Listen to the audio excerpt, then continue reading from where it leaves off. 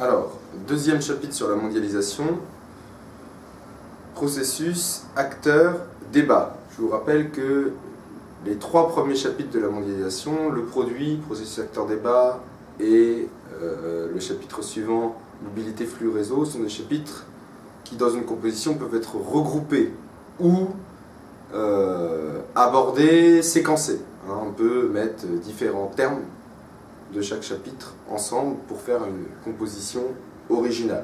Donc, ayez toujours à l'esprit que votre introduction doit s'adapter au sujet et votre plan aussi doit s'adapter au sujet donné. N'ayez pas l'impression que c'est un sujet que vous avez vu. C'est rare qu'il y ait un sujet purement de cours sur ces trois premiers chapitres de la mondialisation. Alors, processus, acteur, débat, qu'est-ce qu'on peut dire ? En introduction, on peut dire que on est aujourd'hui dans une mondialisation complètement multipolaire avec de multiples centres, comme le montre la fabrication d'un produit qui est en général organisé en réseau, qui est un réseau mondialisé, que ce soit l'iPhone, que ce soit n'importe quel produit. Alors, il faut toujours rappeler dans une composition la définition de ce qu'est la mondialisation, et c'est bien de citer le géographe, un géographe, Olivier Dollfus, je l'avais donné, processus ancien de mise en relation des territoires à l'échelle mondiale par une augmentation des échanges qui entraîne une hiérarchisation entre ces territoires. Et donc là, vous avez déjà défini le terme de processus. Vous rappelez qu'effectivement, c'est un processus ancien qui est organisé par des acteurs variés, qui sont des acteurs économiques, mais aussi des acteurs politiques et culturels. Et parce qu'elle entraîne cette forte hiérarchisation entre les territoires, la mondialisation suscite de multiples débats sur cette question des inégalités territoriales. Alors, il faudrait s'interroger sur le fonctionnement de la mondialisation. Comment fonctionne la mondialisation? C'est une problématique qui marche assez bien sur ces trois chapitres. Et dans une première partie, revenir sur le processus ancien de la mondialisation.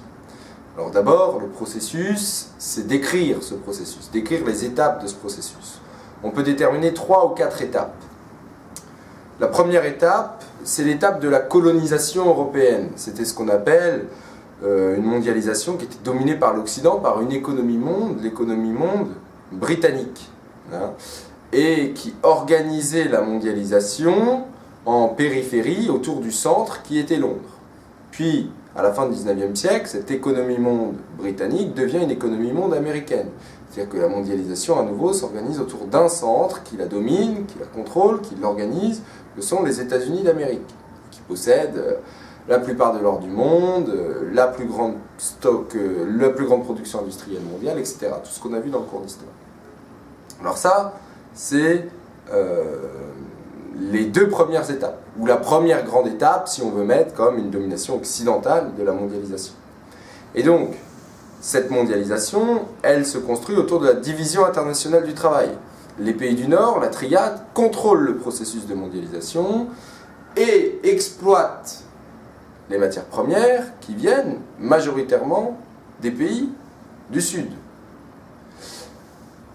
Ensuite, dans les années 1970, on a une nouvelle étape de la mondialisation, qui est la multipolarisation de la mondialisation, avec l'émergence des anciens pays du tiers-monde, qui deviennent pays en développement et dont certains connaissent un fort développement économique grâce à deux aspects: des politiques nationales qui ouvrent l'économie de ces pays au libéralisme et en conséquence une délocalisation d'entreprises qui venaient d'autres pays vers ces nouveaux pays dans le cadre de la DIPP, Division internationale des processus productifs. Alors, dans ce cadre de la mondialisation multipolaire, on n'a plus un seul centre qui était dominé par la triade, mais on voit émerger de nouveaux centres, en particulier les pays émergents, qui vont clairement s'affirmer à la fin des années 90, avec les BRIC. L'organisation des BRIC est une organisation qui s'est formalisée en 2006, mais en réalité ce sont des pays qui ont émergé dès la fin des années 90. On peut penser en particulier au cas de la Chine, que vous avez vu en histoire. On peut aussi penser au cas de l'Inde aussi. Alors, cette mondialisation multipolaire, elle ne remet pas en cause complètement l'équilibre, la hiérarchie triade pays en développement, parce que les activités de commandement restent encore majoritairement dans la triade. Mais elle se développe aussi dans les métropoles secondaires des pays émergents. On peut penser à Mumbai pour l'Inde. Les pays en développement continuent de concentrer des activités de fabrication, avant tout, c'est le cas de la Thaïlande pour l'électronique, ou d'exploitation de leurs ressources naturelles, on peut penser au cuivre au Chili. Cependant, on le voit, on a une mondialisation qui intègre de plus en plus de territoires avec de nouveaux espaces moteurs, les métropoles des pays du Sud, et les grands émergents comme la Chine.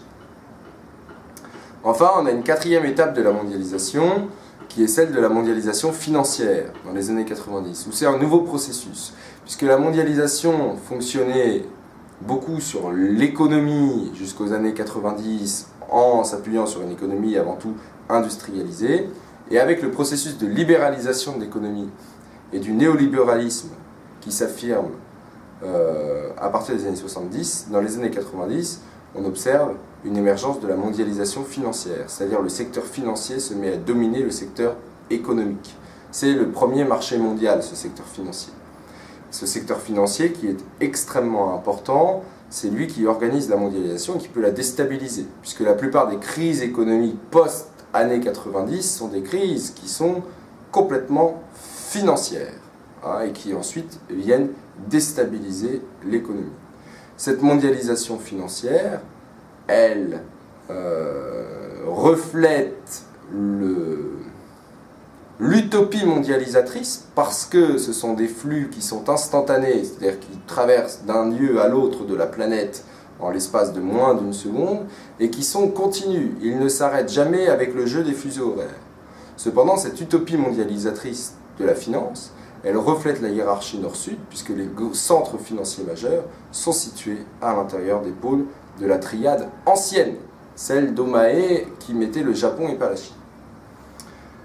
Alors, après avoir décrit les étapes du processus, domination britannique, américaine, mondialisation multipolaire, mondialisation financière, il faudrait revenir sur les processus qui ont permis ces différentes étapes de la mondialisation. Le premier processus, la première révolution qui l'a permis, c'est la révolution dans le domaine des transports. Et en particulier du transport marchandises, puisque 90% des échanges de marchandises se font aujourd'hui par transport maritime, donc du transport maritime. Pardon. Pourquoi a-t-on eu une croissance du transport maritime?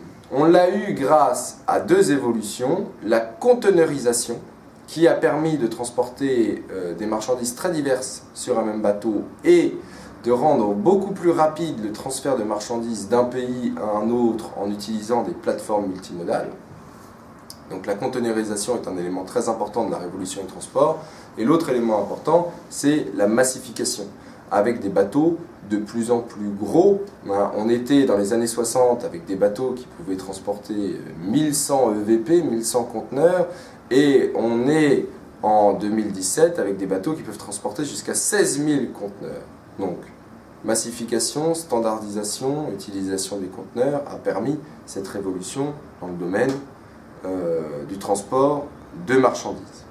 Dans le domaine du transport aérien, on a aussi le système de la massification avec des avions de plus en plus gros, mais aussi avec la révolution low cost qui a permis de transporter toujours plus de personnes à un moindre prix.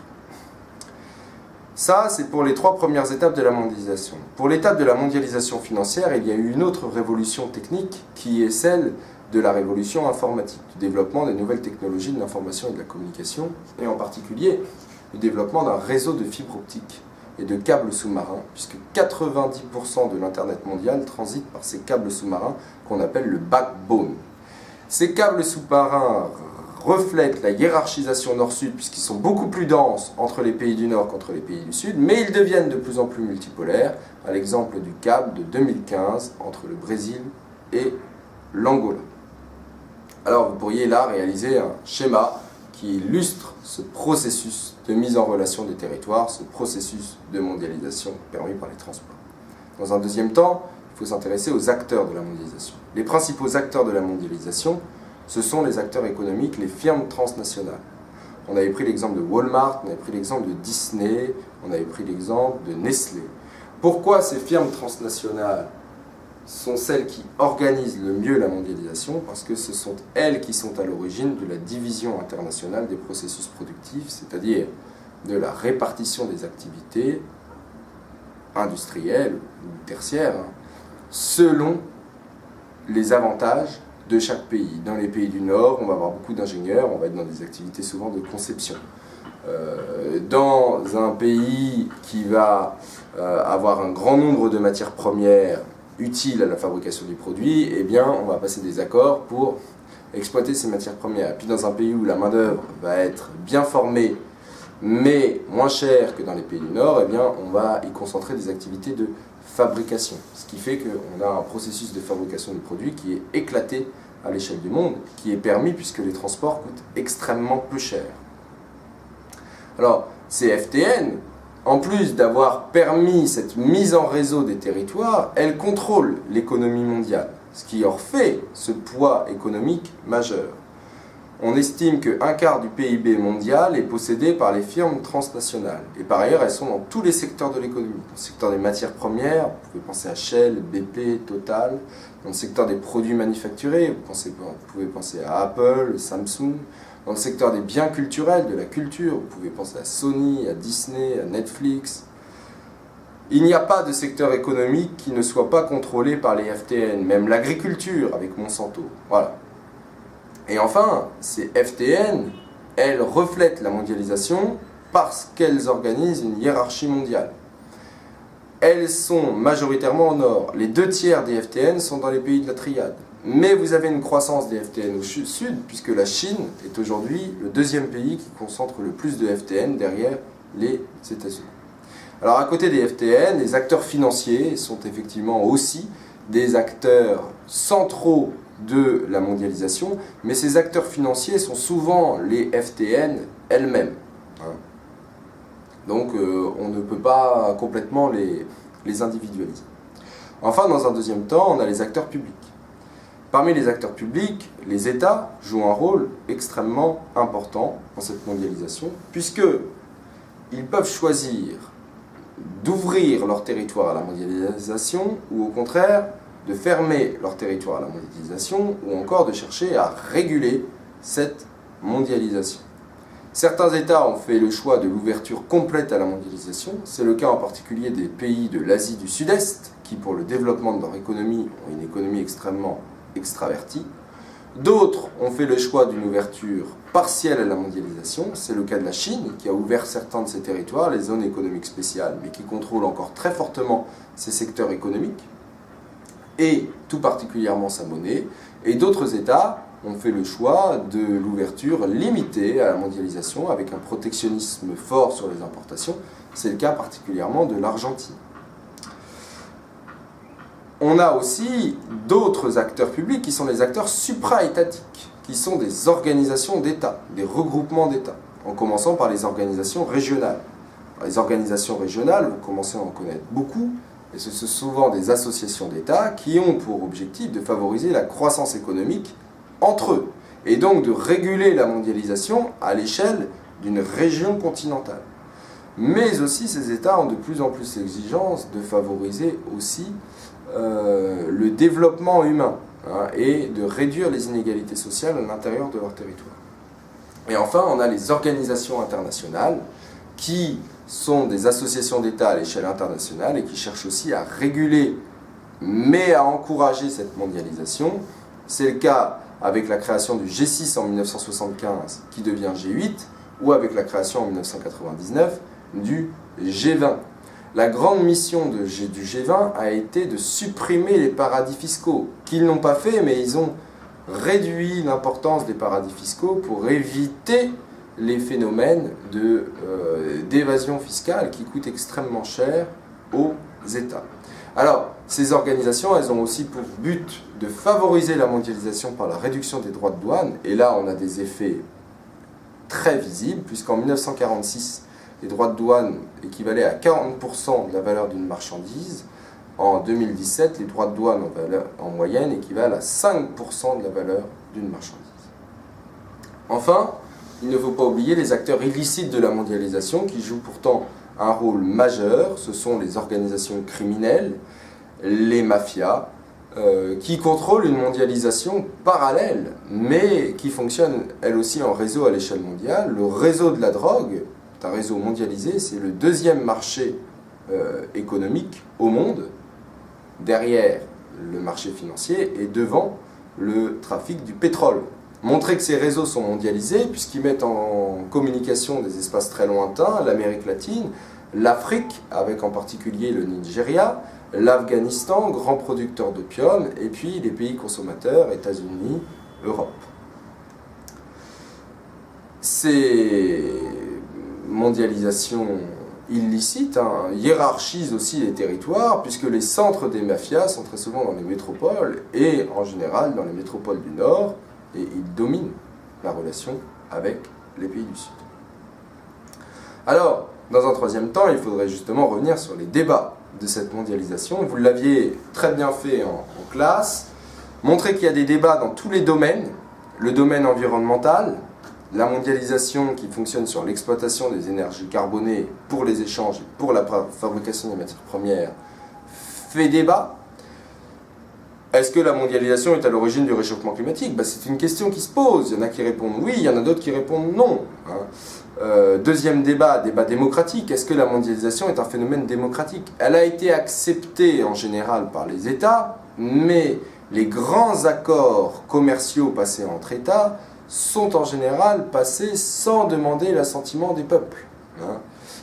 C'est le cas en particulier de l'accord qu'a voulu faire passer l'Union européenne avec les États-Unis, le TTIP, Partenariat transatlantique de commerce et d'investissement, qui a été rejeté par une grande partie d'Européens, alors que l'Union européenne voulait le faire passer. Il est toujours aujourd'hui en négociation. Puis il y a la question des inégalités.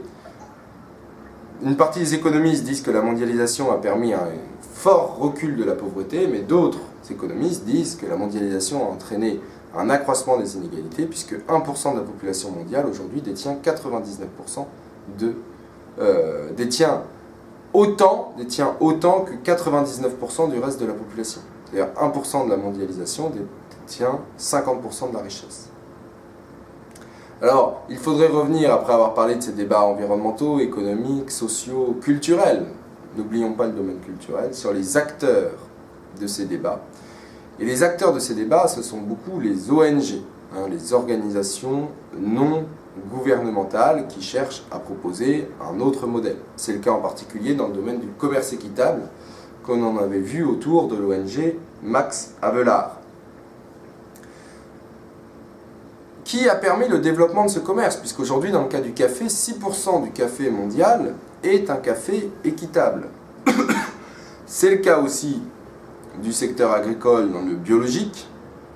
Par exemple, le secteur biologique, aujourd'hui, en France, pèse 6% de l'agriculture française. Il a connu une croissance de 10% en 2015. Donc, les modèles alternatifs promus par des ONG, promus par des acteurs de la société civile, sont des modèles qui connaissent une croissance, même s'ils restent extrêmement limités à l'échelle de la mondialisation.